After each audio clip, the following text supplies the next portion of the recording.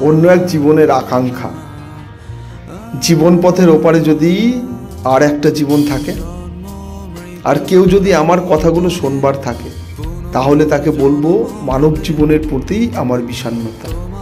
আরও তাকে বলবো, কেন আমাকে পাখি কিংবা প্রজাপতির মতো ডানা দিলে না, নিজের স্বইচ্ছায় উঠতে দিলে না হিংসে আর স্বার্থের দুনিয়ায়।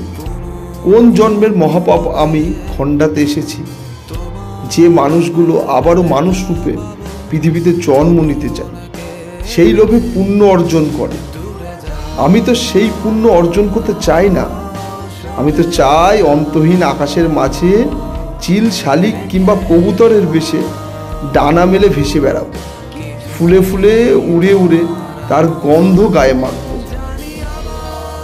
শরতের কাশফুল হয়ে প্রকৃতি মায়ের শোভা বাড়াবো, লাল গোলাপের মাধুর্য হয়ে প্রেমিক প্রেমিকার হাতে শোভা পাবো।